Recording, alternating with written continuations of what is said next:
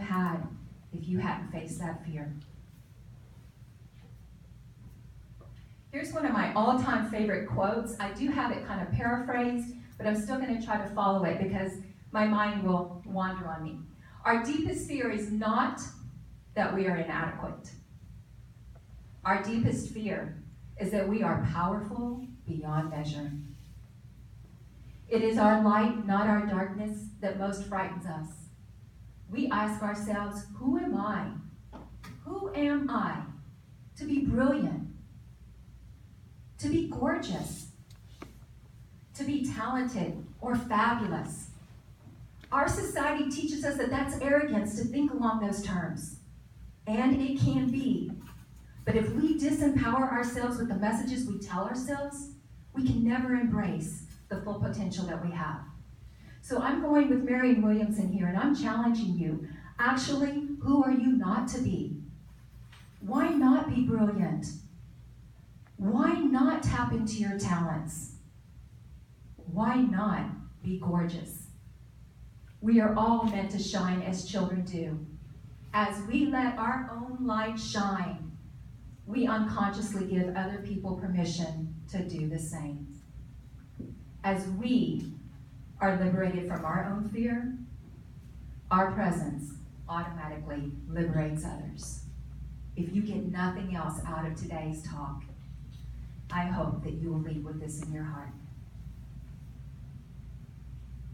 So I'm challenging you to trust yourself, to break free from whatever fear it is that's holding you hostage. Sometimes it's multiple fears, but you've got to start with one. You have to acknowledge at least one. When you do, and you start breaking free, the confidence that you develop is going to be the unconquerable enemy of future fears. Confidence. Develop it overcoming one obstacle at a time, and each time you do, it's going to give you the ability to overcome the next fear. Now, let's make fear our friend.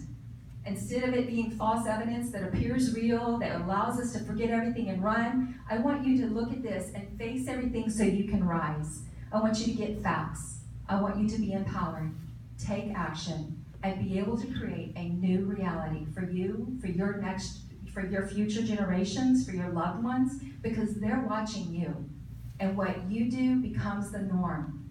And it's easy for them to just follow in your steps. So if you want something greater for your children or your grandchildren, it's time to rise up and set the pattern. And then once you have achieved this fact, empowerment, action, and reality acronym, and you start applying that one fear after another, then you're going to want to start sharing your experiences. Don't hide it under the basket. Share it. Empower someone else, because when you share, you're enlightening them and empowering them to be able to face their fears. Let go. I feel the resistance. I know there's resistance. I know what I'm talking about is not an easy topic to hear. It's really comfortable in the comfortable zone.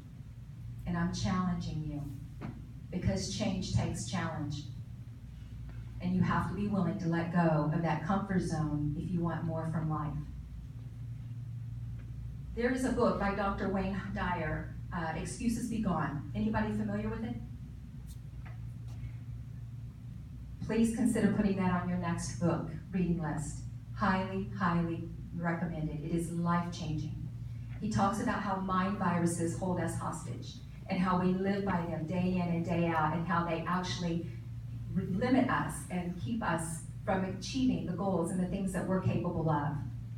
From that, he talks about the limited mindset and the habitual thoughts. So I want to ask you, do you really, whatever it is you're afraid of, do you really want that to be what holds you hostage for the rest of your life? Are you really satisfied to stay in that dark hole?